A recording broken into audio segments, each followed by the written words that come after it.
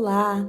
Esse é um podcast produzido pelo Instituto LUSP, que trabalha há mais de 20 anos com o cuidado e o aconselhamento ao luto no Rio Grande do Sul.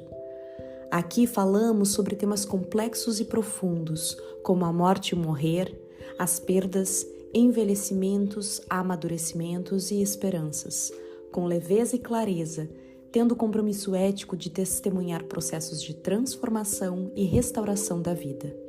Eu sou Clariana Saragiotto, psi, especialista em luto e membro do corpo clínico da LUSP, e aqui serei porta-voz desses temas tão importantes. Sejam bem-vindos. Olá, olá, queridos ouvintes do nosso LUScast.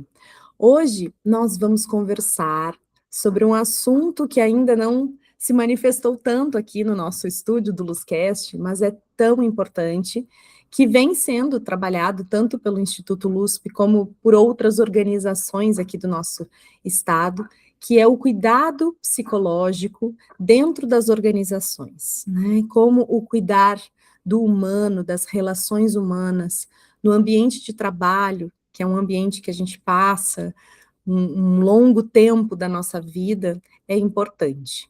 Então, vamos conversar sobre como as lideranças são importantes nesse papel de escuta, de inclusão da psicologia e de uma psicologia, então, que vai além dos consultórios, que faz um outro tipo de cuidado da saúde mental nessas relações, nesses ambientes, né? E aqui eu trago, então, uma pessoa para essa nossa conversa, né?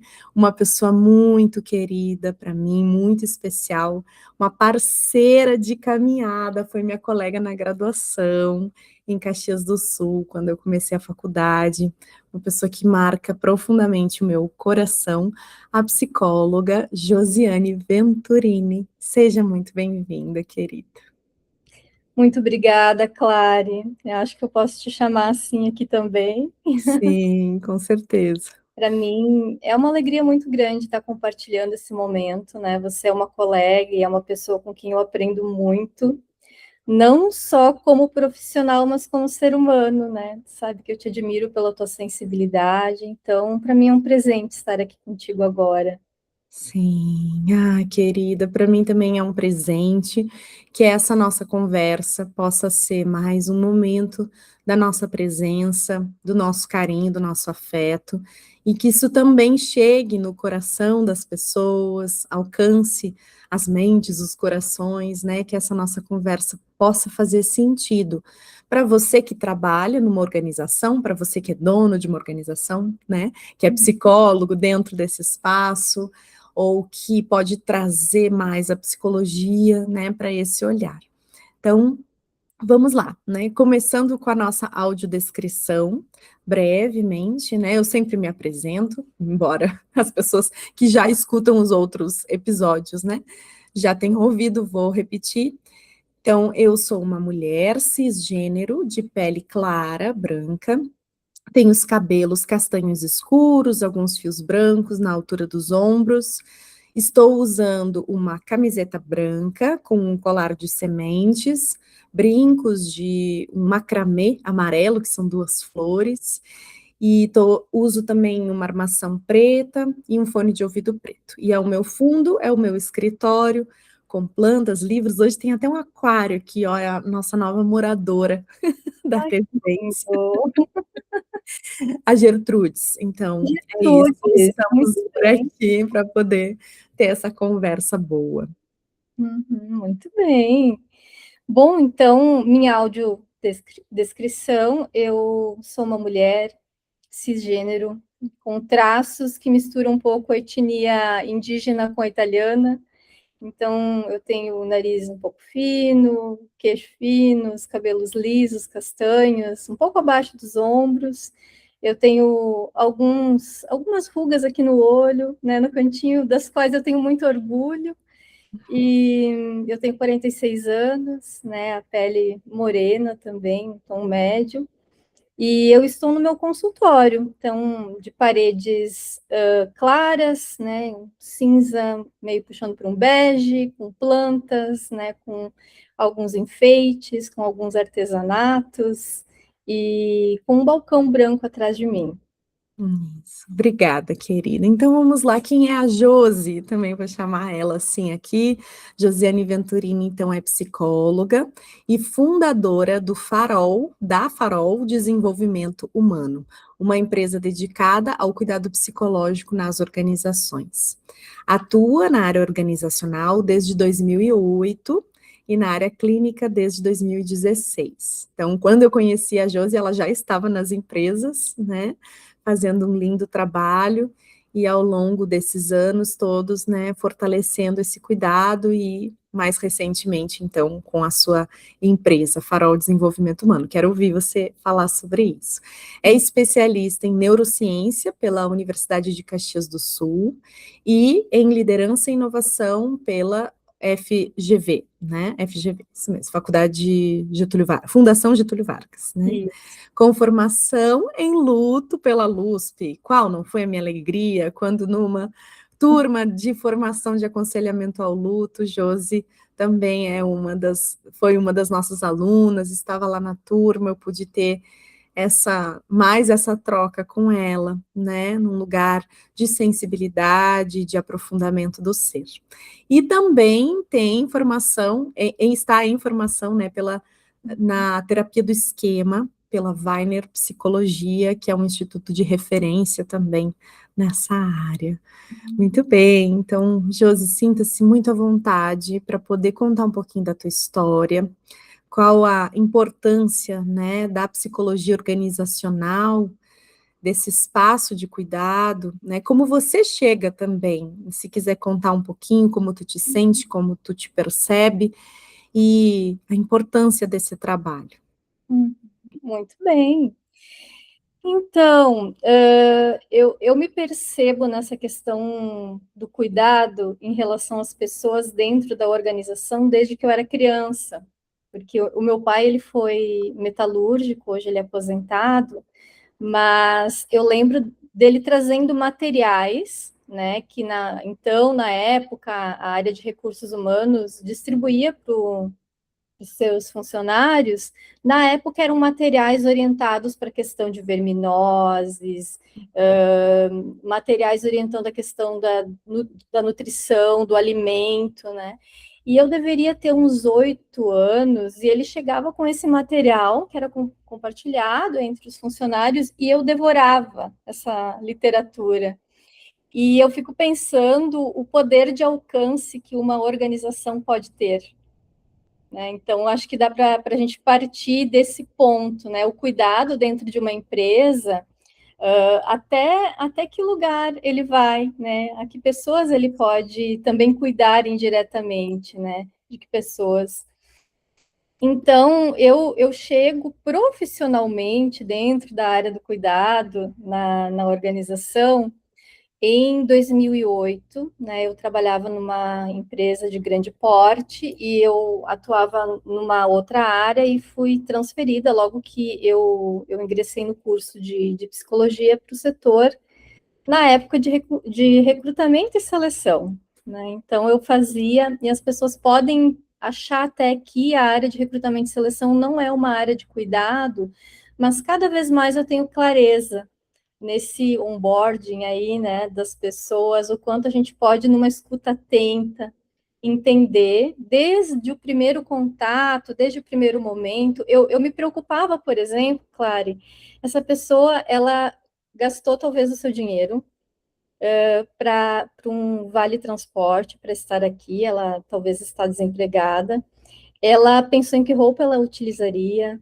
ela colocou um perfume, ela se colocou da melhor forma para estar aqui.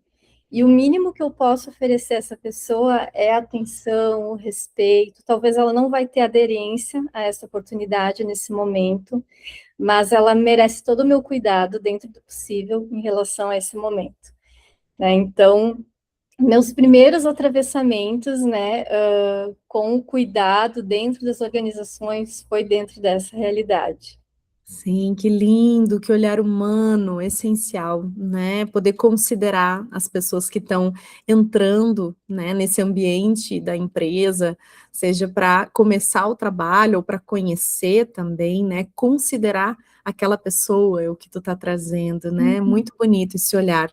E isso me faz pensar também nos processos demissionais, o quanto também é importante, tanto na chegada como na saída, ter esse olhar humano, de acolhimento, de instrumentalização até, e considerar que essa pessoa ela investiu, é o que tu está nos contando, né, Uhum, ela investiu uhum, energia, dinheiro, tempo, às vezes ela deixou uma outra situação para poder estar ali com a sua presença, com medos, inseguranças e, né, uhum. são momentos também de vulnerabilidade, né, Josi, assim, a entrada e a saída, então a tua fala me leva para esse lugar, assim, de cuidado. Muito, muito de poder acolher, né, de introduzir uma conversa de aquecimento, que esse momento não parecesse um interrogatório, né, e sim uma conversa, né, é aquela frase clichê: "Eu quero te conhecer, né, me conta sobre você", e a preocupação, "Você quer uma água?", né, a gente sente quando a pessoa está mais nervosa, quando ela está um pouco mais à vontade, então, todos esses movimentos internos, né, que a pessoa que está ali entrevistando precisa se propor a fazer para que efetivamente a gente tenha esse olhar de cuidado humano, né, e que a pessoa possa se sentir, sim, eu acho que é aqui que eu quero estar, né, porque também eu pude perceber que desde o primeiro momento teve esse olhar. Que lindo. Então, tu começa trabalhando através dessas, né, dessa chegada, assim, recebendo essas pessoas, né, no ambiente organizacional. Sim.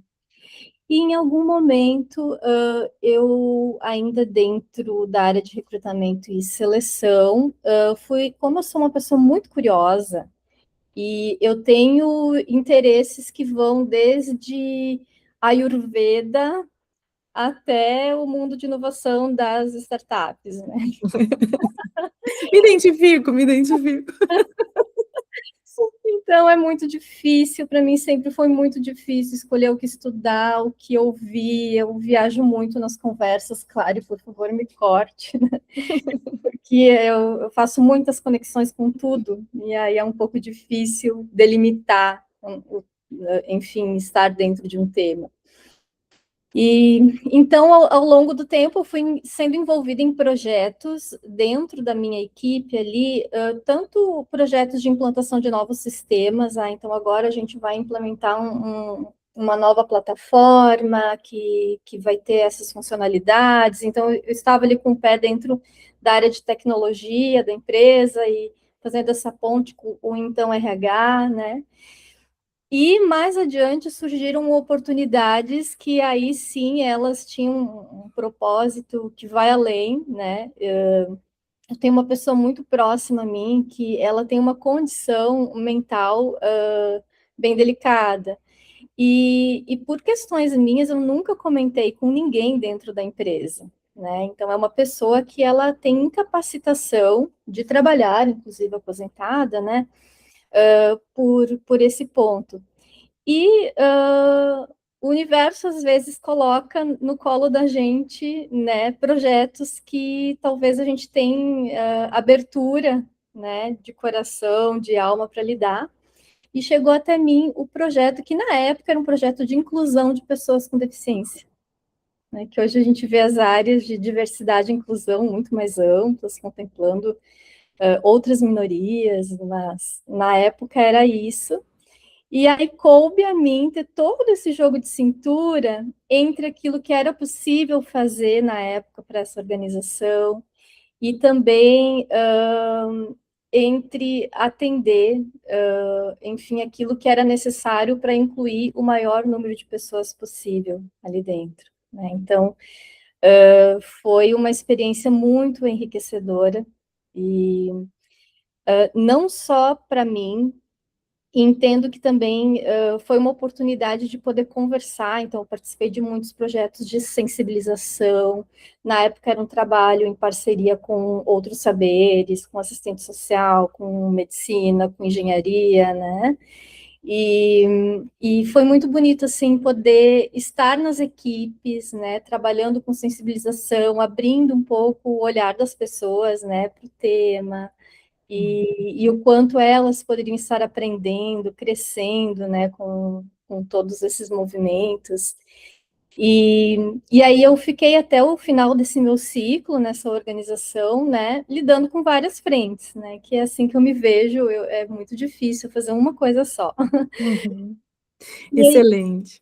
fiquei até o final de 2016, enfim, dentro desses projetos.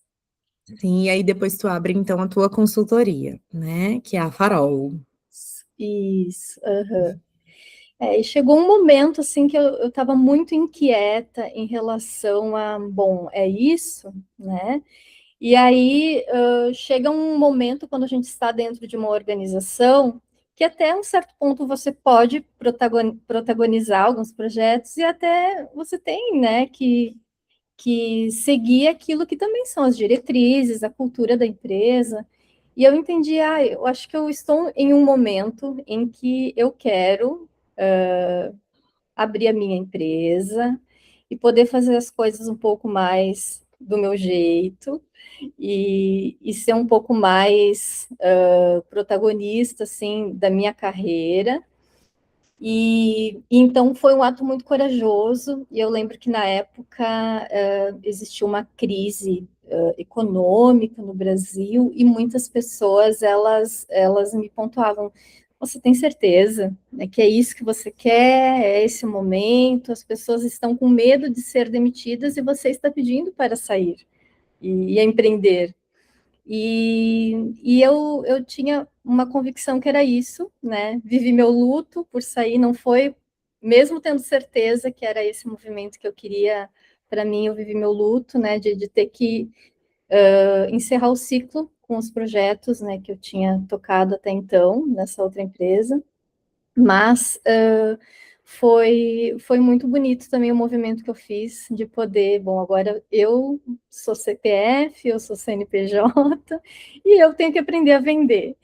Sim, é um movimento de autonomia, né, é o que tu tá Uhum. trazendo, claro que envolve esse lugar de empreendedorismo, de Sim. venda, de troca, de posicionamento virtual, presencial, né, Uhum. mas tu traz essa essência que é tão tua, né, que é: "Deixa eu também me colocar com o que eu acredito, com a minha história, com a minha biografia, né, com o que a gente pode crescer", e essa eu sinto que é a tua grandeza, sabe, Josi, tu tem uma força de trazer essa delicadeza, e esse lugar, assim, de pertencimento. Eu sempre me senti muito pertencendo, assim, me vem uma emoção, inclusive agora, né, sentindo isso, esse lugar de um abraço, de quem acolhe, de quem escuta, de quem contempla.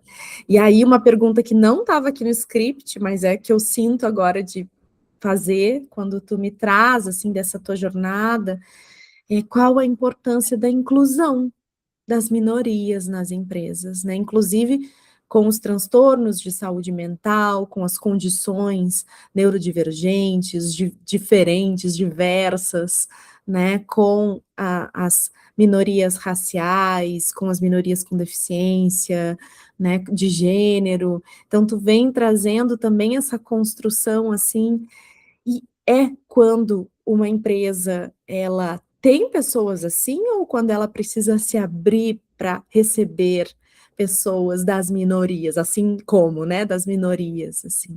Como a gente pode inserir esse letramento, né, para quem precisa ainda fazer essa abertura, tanto de consciência, como Uhum. de representatividade, de espaço, né, que é o que tu trouxe já e que verte aí, né, da tua história, assim. Uhum. Sim, sim. Respondendo a tua pergunta, é para os dois cenários, né? Porque uma coisa é você integrar, você coloca a pessoa dentro daquela empresa. Outra coisa é incluir, né? Então, não é admitir a pessoa, não é aumentar os números de pessoas negras, de mulheres na gestão, não é aumentando o número, isso não significa necessariamente inclusão. A verdadeira inclusão é quando, de fato, você entende que a empresa tem muito a ganhar com a diversidade, né? Porque a riqueza de diferentes olhares, de diferentes histórias, de diferentes. Eu fico pensando que existem perspectivas que só aquela pessoa que vive aquela dor ou que passa por aquela situação, ela consegue trazer. E quando você tem muitas pessoas que vivem determinadas realidades, né, você perde muito a oportunidade de enriquecer, né, o olhar, e é justamente disso que nós falamos em tempos de inteligência artificial, né? Porque essa é a marca do humano, né? O quanto a gente consegue lidar para as nossas vulnerabilidades, para as nossas dores, para as nossas dificuldades, nossos desafios, e também para toda a potência que essa história traz, para toda a potência. Então, para além disso, também, eu acredito muito na questão é uma questão pessoal minha, né, fazendo parênteses de toda a parte até científica, em toda a questão de propósito, né, eu em algum momento, eu brinco com as pessoas, eu desembarquei aqui nessa vida, e Isso mesmo. quero, né, quando o meu barco chegar em algum outro porto de despedida, né, eu quero ter deixado algum tipo de reflexão, ao menos, né, que faça as pessoas pensar diferente. Então, eu vejo que entra o papel das empresas como também um agente de potência, de mudança, até cultural, né? Então, muitas vezes a gente tem uma cultura que vem há anos negligenciando e sendo violenta, inclusive, e aí entra a potência que uma empresa tem, né? E quando a gente fala de empresa, né, eu preciso dizer isso também, a gente está falando de um CNPJ, as empresas são compostas por pessoas, né? Sejam seus fundadores, sejam seus líderes, né? Então, o quanto é necessário sempre trabalhar com alta gestão, né? Sobre a importância da inclusão e sobre o que muitas vezes as empresas elas têm um olhar pouco desenvolvido, né? Para essa importância, né? Esses gestores, essas pessoas, porque é um atravessamento histórico, né? Que enfim, que não ofereceu esse letramento a todos nós, né? Eu venho aprendendo tanto, sabe, Clara? E quantas vezes eu mesmo fui preconceituosa, né? Quantas vezes eu não quis olhar para isso, porque dói, né? Muitas vezes olhar para essas dores dói em nós também, e a gente acaba encapsulando isso para que em algum outro momento eu vou abrir e eu vou ver. E isso é feito pelas equipes, pelos gestores, né? Então, eu estou falando aqui da importância, que ela é micro, ela é contextual, mas ela também é muito ampla, né? Para mim, tem uma importância existencial também, né? Então, não sei se eu te respondi. Claro, nossa, inclusive ampliou aqui o espaço interno, né, de reflexão, para a gente poder pensar o quanto a gente precisa mesmo de um acompanhamento, né, todos nós juntos, compreendendo, né, essas tantas violências. Um momento. Claro. Sobre essas tantas violências que são seculares, que são estruturais, que não é uma escolha, né? Então, a Grada Quilomba, que é uma das autoras, né, de referência para mim, que fala sobre esse letramento racial, é psicóloga, artista, escritora. Ela traz que esse processo de desconstrução dessas opressões, ele é um trabalho árduo, e Uhum. que a gente ao invés de ainda se perguntar se eu sou racista, por exemplo, ou se eu sou capacitista, e é uma inclusão minha, né? Se eu sou preconceituoso, ao invés de perguntar se eu sou, é perguntar como eu posso fazer para participar ativamente, né, desse desmantelamento dessas estruturas de opressão. E o lugar de liderança é um lugar tão importante, tão fundamental, é o que tu trazia no início da nossa conversa, a própria empresa, a própria organização, é um local de alcance de, né, inúmeras pessoas, dezenas, centenas, né, que pode ampliar uma nova consciência de mundo, de vida, de uma nova era, que é o que tu está trazendo dessa essência de um propósito de vida, né? Então, poder ir trazendo essas informações que vão ampliando a nossa consciência e também machucam, porque a violência, né, a opressão, ela é violenta, né? A estrutura, ela é violenta, não é porque eu quero ser uma pessoa agressora, mas porque me foi ensinado dessa maneira. E também porque algumas pessoas sustentam um privilégio, e que é difícil, né, Josi, assim, sair desse lugar de privilégio. Então, de quem lidera, de quem ocupa espaços, né, de voz, de vez, de representatividade. Então, abrir mão, abrir espaço para incluir. Todo mundo ganha. Não é sobre quem perde, é sobre todo mundo ganha, né? Incluindo pessoas que há tantos anos, há tantos séculos perdem, né? Há tantos séculos são marginalizadas, excluídas, apartadas. Então, quando tu fala isso, me toca num lugar muito profundo que conversa, dialoga aqui também com os meus propósitos, né? E a importância, e aí a gente já está falando, né? Como é esse líder, então, né?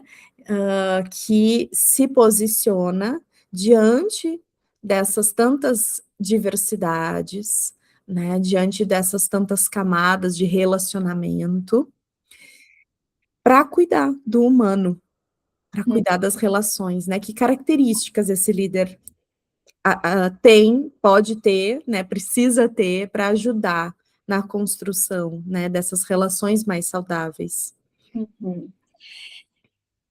Então, essa é uma pergunta bem complexa, porque ao longo desses anos, tendo contato com muitos líderes, eu vejo que eles vêm de fora já com muitas questões. E essa matriz familiar que nós temos, né, nossos cuidadores, a maneira como nós fomos criados, muitas vezes elas se replicam nesse lugar de líder como cuidador dos seus liderados. E eu não acredito num trabalho com lideranças sem passar pelo autoconhecimento deles, né? De quanto eles precisam olhar para a sua história, para a sua constituição, porque é muito comum a gente olhar nas organizações aquele líder que veio de um modelo familiar no qual ele era negligenciado, desamparado, replicando esse modelo de cuidado nas suas equipes. E aí eu vejo muitas empresas investindo um valor imenso em programas de formação de liderança, com informações muito importantes, como dar um feedback, né, como fazer um acompanhamento, como desenvolver competências. Mas aí entra aquela questão que eu tenho conhecimento racional, eu adquiri esse conhecimento, mas por que na prática, quando eu vejo, eu estou gritando?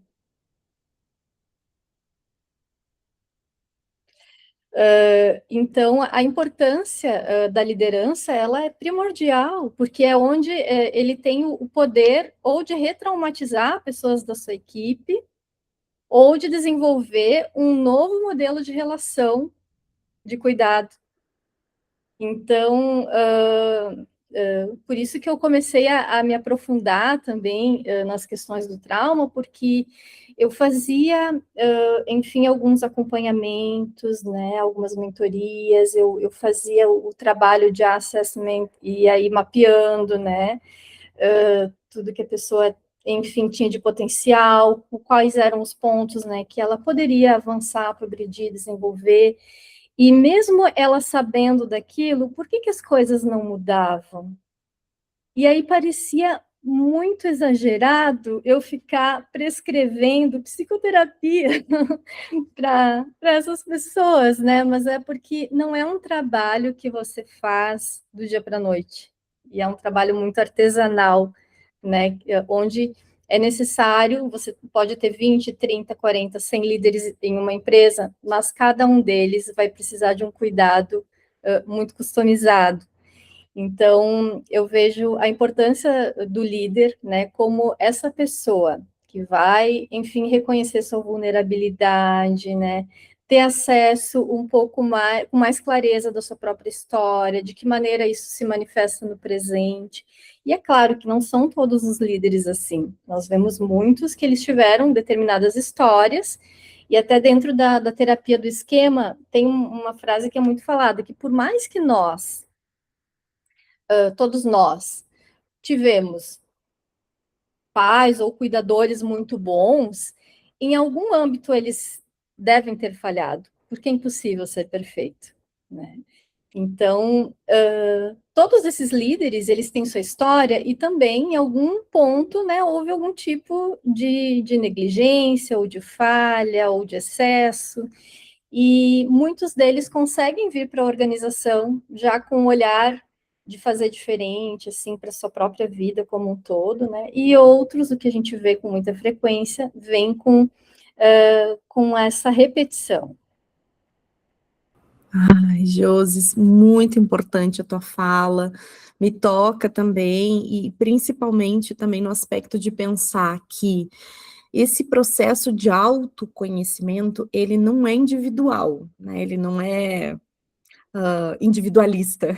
Não é Ele também envolve esse passo, né? Esse processo de reconhecimento aqui no âmbito interior, privado, íntimo, mas envolve uma mudança de cultura, né? sim.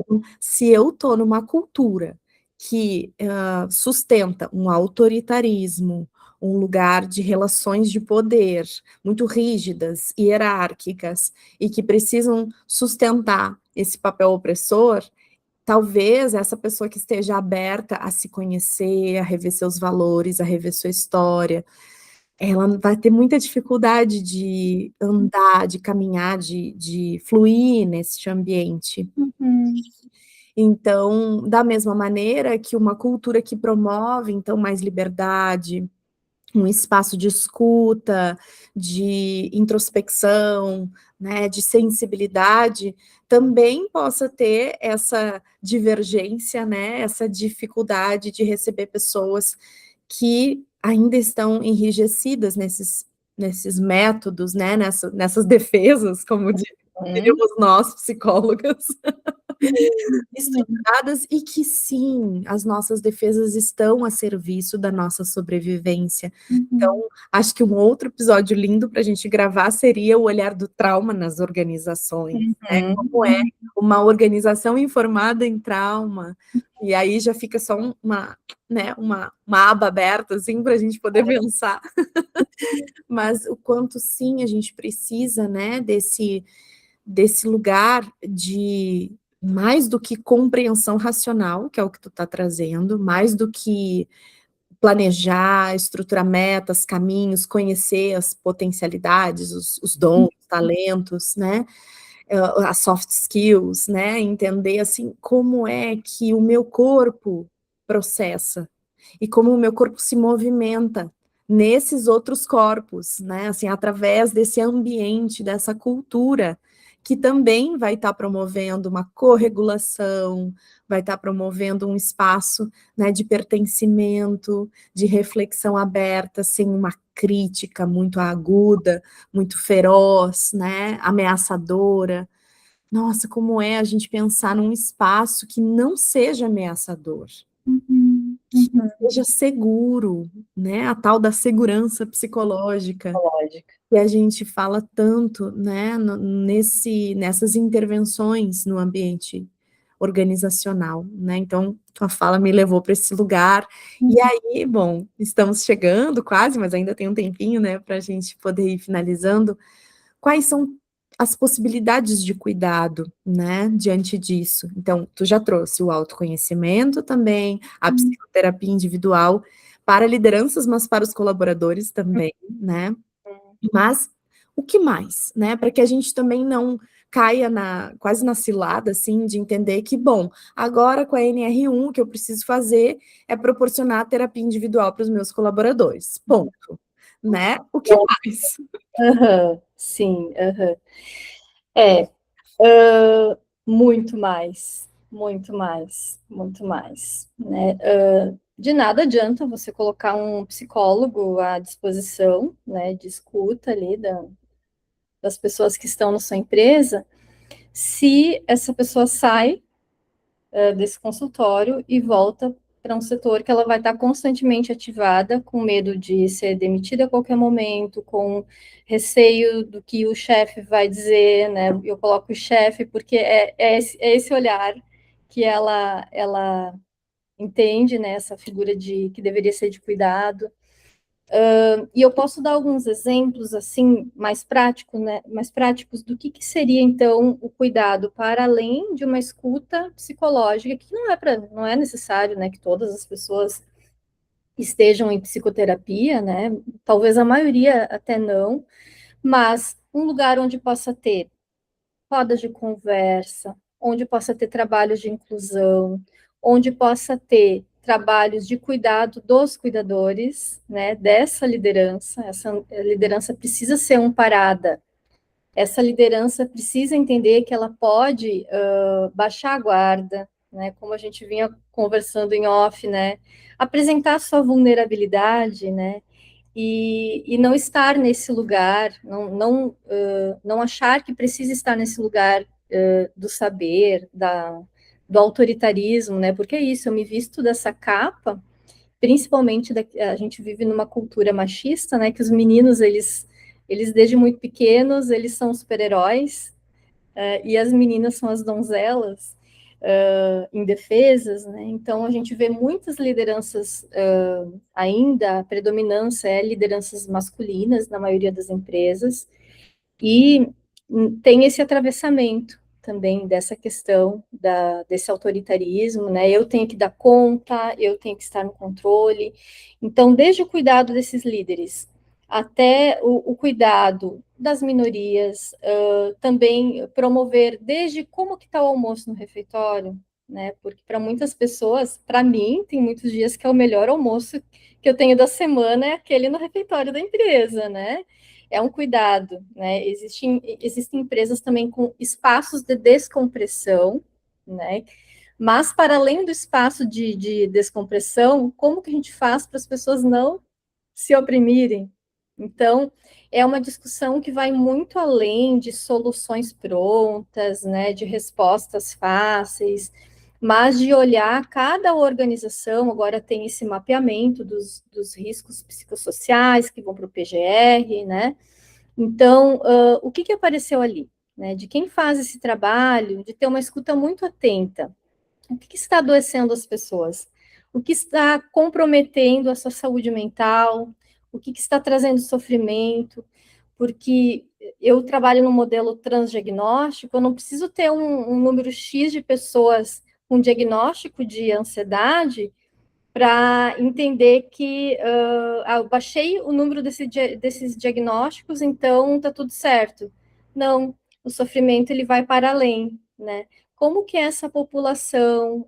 Porque muitas vezes a gente vai para o além, né? Então a gente tem uma quantidade grande de pessoas envolvidas com algum tipo de dependência, vamos olhar para isso, porque a gente não é aquele ser que liga o botão do trabalho, desliga, vai para casa, né? O quanto a gente tem todas as nossas dimensões, né, manifestadas em todos os ambientes por onde a gente circula.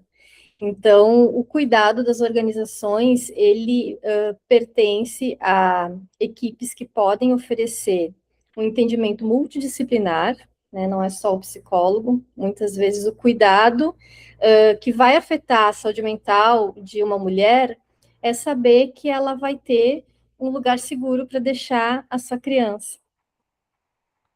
Essa mulher, ela não vai precisar de psicoterapia se, de alguma forma, existe uma rede, né? Tem um case de uma empresa que ela oferece a escolinha dentro da organização, e aí vem no ônibus junto com os pais. Então, tudo isso é um cuidado que tem o seu reflexo na saúde mental. Então, seria muito reducionista se nós falássemos apenas que a saúde mental, ela pertence à esfera dos atendimentos psicológicos, né? Eu trabalho muito com workshops de regulação emocional, por exemplo. É um cuidado, né? Direto. Porque ali eu estou treinando equipes para se conhecerem, para observarem seu corpo, né? De que maneira que elas podem regular suas emoções, né? Entender os gatilhos. Mas esse é um cuidado direto. Existem muitos outros cuidados que vão impactar também no bem-estar dessa pessoa e, inclusive, na sua saúde mental. Ai, que maravilhoso! Amei, assim, essas dicas práticas, né? Me fez pensar também, quando tu fala do almoço, o quanto importa saber como está a saúde mental das pessoas que cozinham, das pessoas que limpam, das pessoas que cuidam da segurança, do transporte, né? Então, toda essa ampliação das redes de cuidado de pessoas que se estruturam para que esse organismo vivo, chamado empresa, funcione, né? Todos esses órgãos que estão aí propulsionando essa vida dentro da empresa, né? Também a tua fala me fez pensar nas condições de deslocamento, né? Principalmente diante das crises climáticas, enfim, das intempéries, né, que viemos vivendo, dos acidentes de trabalho. Então, como eu cuido desse sofrimento que às vezes o funcionário, o colaborador está vivenciando antes mesmo de pisar na porta da empresa, que é o que tu traz também, por exemplo, com essas mães solos que estão deixando, né, os mães solos, mães, mas aqui pensando em mães solos, porque deveria ser uma preocupação dos pais também, né, onde deixar essas crianças enquanto se trabalha, né, com que cuidadores, em que ambiente de cuidado e desenvolvimento. Então, esse colaborador, ele está atravessado, né, o que tu trouxe, assim, por todas essas vivências de ser cuidado, né, e também, mais uma vez, fiquei pensando que não basta só abrir a porta, que é o que tu trouxe, né, só integrar a pessoa, é preciso reter, né, esses talentos, é preciso criar condições de um cultivo dessas relações, assim como na saída dessa porta, também viabilizar esse cuidado, né, na porta de saída da empresa, né, viabilizar, porque a gente está falando de vidas, né, e a gente está falando de vidas que cuidam desse sistema maior que é o nosso mundo, né, Uhum. que é a nossa cidade, que é o nosso estado, o nosso país, né, o quanto foi importante, por exemplo, diante das enchentes, diante, né, das situações de calamidade do estado, por exemplo,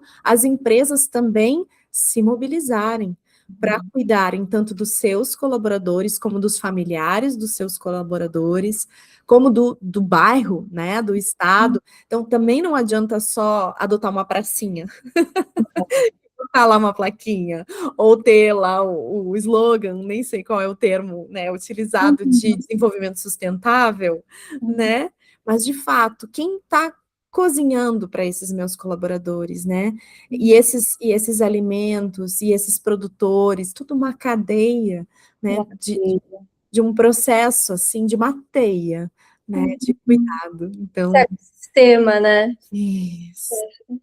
Sim, eu fiquei pensando e tu me fez lembrar de uma empresa que ela, enfim, na época das enchentes, ela reuniu, enfim, seus colaboradores, olha, quem quiser ajudar as famílias atingidas a limpar suas casas, vocês estão liberados em horário de trabalho, sem perder esse horário, enfim, olha o alcance que uma organização pode ter com um gesto que eu não posso utilizar a palavra simples, porque para mim isso é muito grandioso, né?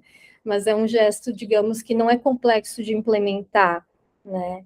E, e o quanto isso, a gente sabe o poder enfim, dessas ações, né? O quanto faz bem para quem recebe, para quem faz, e eu acho que tu traz isso, desse ecossistema e desse cuidado, que olhando mais amplamente, né? A gente vive nesse mundo e direto ou indiretamente, agora a gente vê, né, nos noticiários, como a gente é atingido, mesmo não estando diretamente ligado a determinados fatores. Então, a organização, sim, ela pode ser muito potente nesse papel de cuidado.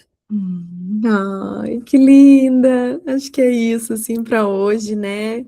Tô Uhum. muito emocionada aqui, sentindo mais uma vez, quero destacar, né, essa amorosidade, essa ampliação do olhar, dos horizontes, né, de um olhar mais interseccional, intersetorial, ecológico, né, que a gente possa cuidar não só da empresa, não só das relações, mas do nosso planeta.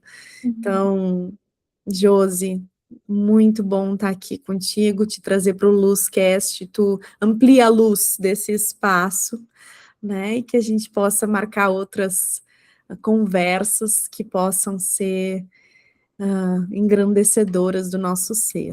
Muito obrigada. Muito obrigada, eu agradeço também, claro, e foi um prazer. E como que as pessoas também te encontram, o teu arroba, né, e poder conhecer a tua empresa? Então, as pessoas podem me encontrar através do meu arroba, psi Joseane Venturini, ou através do site da minha empresa, que é farol.me. Ótimo. Então, Uhum. maneiras, né? Então, ali tanto no site da minha empresa quanto no meu Instagram, tem o meu contato, tem link para contato, e eu, enfim, atuo na área clínica também, né? Minha maneira de continuar muito próxima, né, desse olhar da psicologia voltada ao indivíduo, e também divido, como eu comentei, eu não consigo, né? Parece que eu tenho essa vida, não sei se haverão outras, e nessa eu quero me realizar dentro do possível, responsavelmente, eticamente, né? Profissionalmente, nesses âmbitos. Então, muito obrigado. Ai, querida, sim, que os caminhos se apresentem, se ampliem. A vida é tão ampla, tão complexa, né? São tantos os movimentos, os ciclos. Uhum. Então, desejo isso para ti, para mim, para nós, né? Para todas as pessoas que estão aqui nos escutando. Muito obrigada pela presença de hoje. Então, um grande abraço. Outro abraço. Até o próximo episódio. Até, tchau, tchau.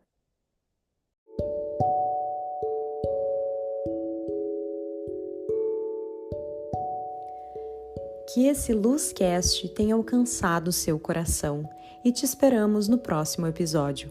Grande abraço com afeto.